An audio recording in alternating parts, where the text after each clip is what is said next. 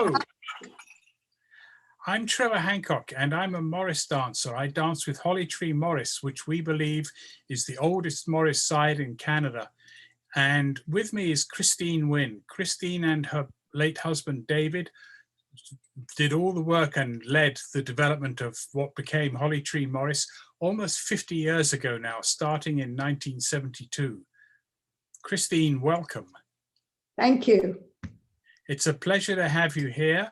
And I'm just going to share my screen and we'll talk through some of the early history of Hollytree Morris. So this is David, who sadly died about 6.5 years ago now, this being May of 2021. And Christine, in 1972, you and David, who were already active in the Saanich International Folk Dancers, went on this visit to England. Do you want to tell us a bit about this? Yes, David and I went to the UK to visit family. And while we were in London, we could hear some music playing.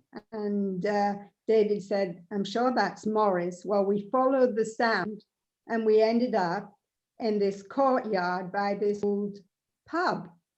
And the Bows of London City Morris were performing. And we thoroughly enjoyed the show. And then later on, we moved on to Hull, East Yorkshire. And lo and behold, we saw more Morris. And this group was called Land of Green Ginger. And I said to David afterwards, we're doing international folk dancing. We're not doing any Morris. We should be doing Morris. And David said, maybe, we'll see. And secretly, I made him a rag vest that was quite a copy of the Bows of London City. And I gave it to him as a gift, all wrapped. And he opened it up and he said, I guess we're going to be doing Morris. And that's how we got involved.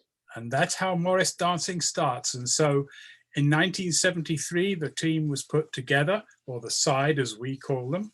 And this was their first performance. This isn't quite a photo of that, but their first performance was in 1974. And it was set up originally as a men's side. In fact, originally it was called Victoria Morris Men. And in this photo, which was taken a couple of years later at Market Square in Victoria in 1976, you can see, well, you can see David Winn. The back right is David Winn, and in front of him is Val Marshall. This was a dance called bean setting, which is quite inelegant, actually. You have to sort of bend down with your butt towards the audience and pretend you're digging holes for beans. Mm-hmm. And Val was one of the original dancers and stayed active until he moved to Vancouver a few years ago. And Christine, he and his wife Juanita, she was involved with you not so much later in setting up a women's side. Yes, as some of the men had to leave the group, several wives got involved with the team.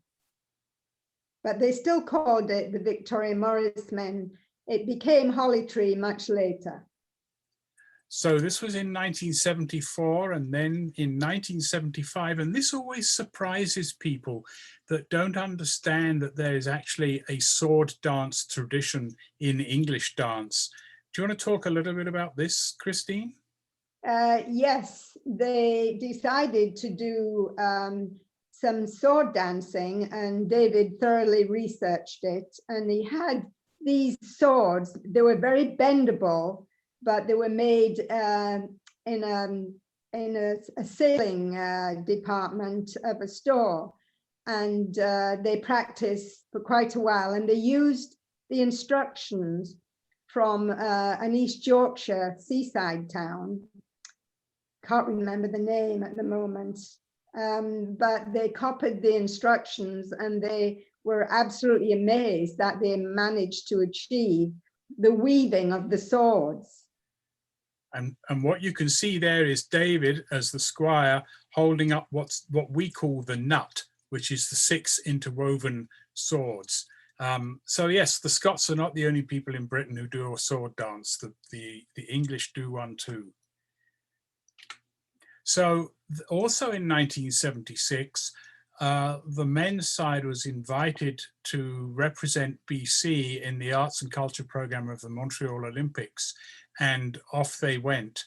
And by then, Fred Carr had joined, and the women didn't go on this. This was still only a men's side. I don't think the women's side had been formed at that point. So you weren't there, I believe, Christine. No, we weren't. We were quite envious of them going off to the Montreal Olympics, but the men apparently had a great time, and there was a Hawaiian group, and they called them Uncle Morris.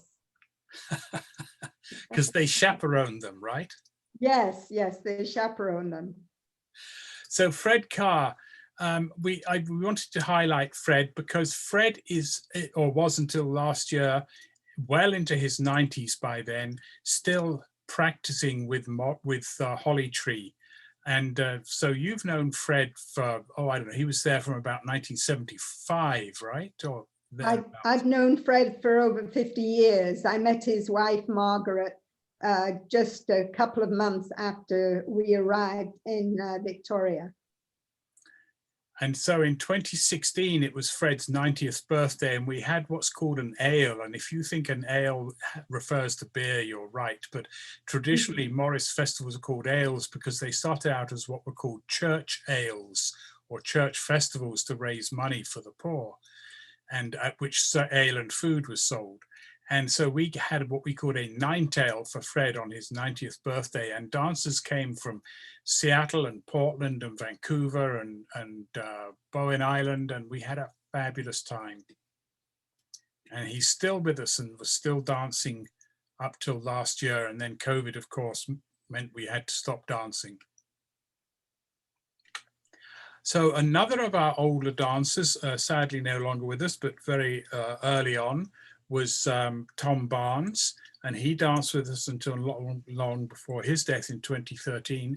And he had joined in time to join the men's side in the Gaspé. And again, I don't think you went, Christine, did you? But no, none of the wives went again. And they were stationed in the Gaspé in an orphanage. And it was quite an interesting experience for them, because it was children-sized beds, and they were all kind of hanging over the end of the bed. But they had a wonderful time. And as you'll see in the next picture, they weren't short men for the most part. So, and this was that side that we went to Gaspé and went to, I guess they were the ones who went to Montreal pretty much too, a couple of years before. Yes. So you have Val Marshall, Fred Carr, Ken Jackson, Tom Barnes, Don Lehman, and on the right, David Winn. And then at about this time was when the women's side started to form. Do you want to talk about that? Yes, we met Pat Thompson. She arrived in Victoria around late 77. And she said she'd been dancing Morris with Green Fiddle in Toronto. Why didn't we have a women's side?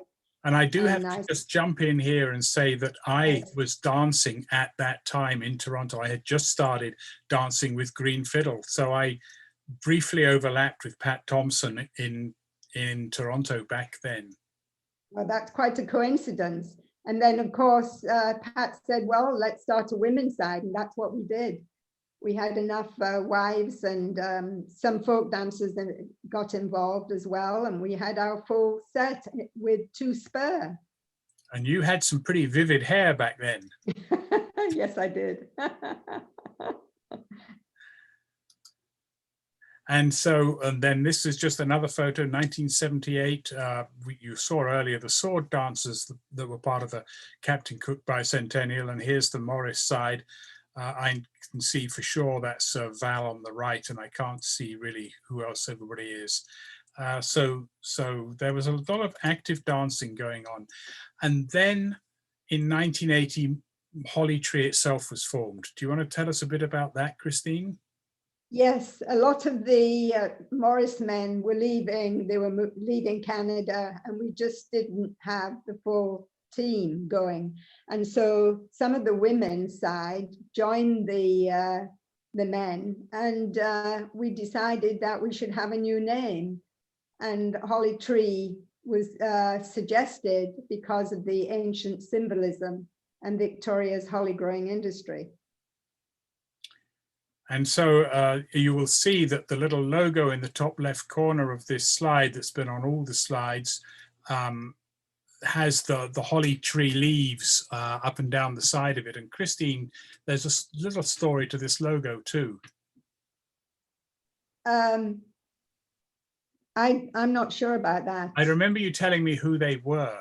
Oh yes, they're Val Marshall and Fred Carr, and I don't know who designed it, but we just thought it was so striking. The person that was the artist did several, and this was the one that Hollytree chose because we felt it really stood out. And it also shows the dancers doing a stick dance, which is an important part of our repertoire. Yes. So there you have it. So this is Hollytree Morris. We are the oldest side in Canada, we believe, and also perhaps the oldest side in the world. And I loved this when I read David Winn's history. He wrote a history a few years ago before he died, and this is based on that history. Most of our people, he wrote in 1984, are in their 40s and 50s, and cracks about advancing years are becoming more common. Well, today, most of our members, some of whom, like Christine and others, Fred and so on, are in their 70s or 80s, or in Fred's case, then in their 90s. And it's become a badge of honor to be of advancing years. So we've been around nearly 50 years, and we believe we're the longest lasting Morris side in Canada. And with our average age being up in the mid 70s, we think we, even older perhaps, we think we may be the oldest active Morris side in the world. So we hope you've enjoyed this brief tour of our early years, and maybe we'll do some more videos at some point to bring us more up to date. But for now, bye-bye. Bye-bye.